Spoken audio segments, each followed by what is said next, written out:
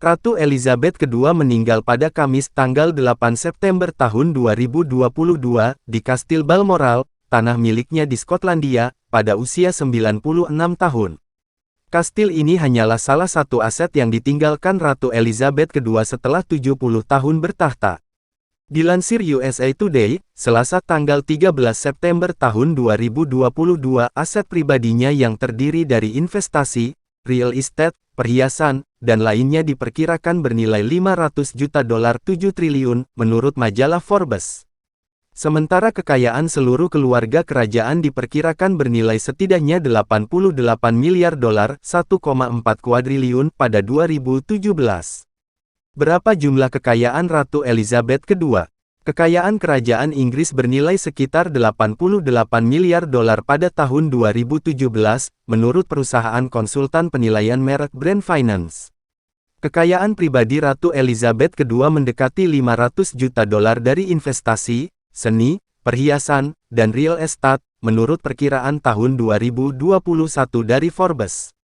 Tetapi kekayaan bersih Ratu yang sebenarnya tidak pernah diungkapkan. The Guardian melaporkan tahun lalu bahwa Ratu berhasil melobi pemerintah Inggris pada 1970-an untuk mengubah rancangan undang-undang untuk menyembunyikan kekayaan pribadinya dari publik, mengklaim pengungkapan itu akan memalukan. Namun, seorang juru bicara Istana Buckingham mengatakan kepada BBC bahwa, setiap pernyataan bahwa kedaulatan telah memblokir undang-undang adalah tidak benar. Brand Finance melaporkan pada tahun 2017 bahwa kekayaan kerajaan Inggris telah tumbuh setiap tahun sejak mulai dilacak pada tahun 2012. Angka $88 miliar termasuk Crown Estate, Royal Collection termasuk perhiasan mahkota dan aset lainnya. Siapa yang mewarisi kekayaan Ratu Elizabeth II? Menurut situs tersebut, Raja Charles III mewarisi mayoritas $500 juta milik Ratu, menurut Forbes. Keluarga kerajaan memungut biaya dari Undang-Undang Hibah Kedaulatan, dana pembayar pajak yang digunakan untuk memelihara istana kerajaan dan tugas kerajaan seperti resepsi dan perjalanan. Hibah berdaulat untuk 2022 hingga 2023 hanya di bawah $100 juta.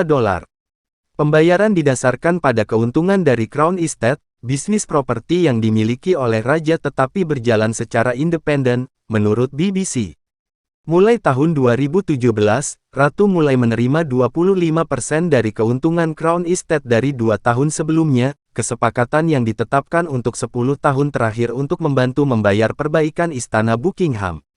Sisanya masuk ke pemerintah. The Crown Estate juga merupakan bagian dari kerajaan senilai $28 miliar yang dijalankan oleh The Firm, atau sekelompok anggota House of Windsor.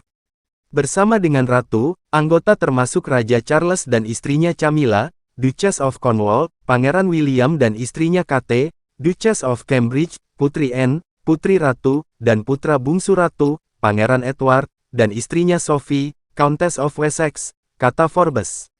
Ratu memegang, tetapi tidak dapat menjual, berbagai aset termasuk The Crown Estate $19.5 billion, Buckingham Palace $4.9 billion, The Duchy of Cornwall $1.3 billion, The Duchy of Lancaster $748 million, Kensington Palace $630 million, The Crown Estate Scotland $592 million.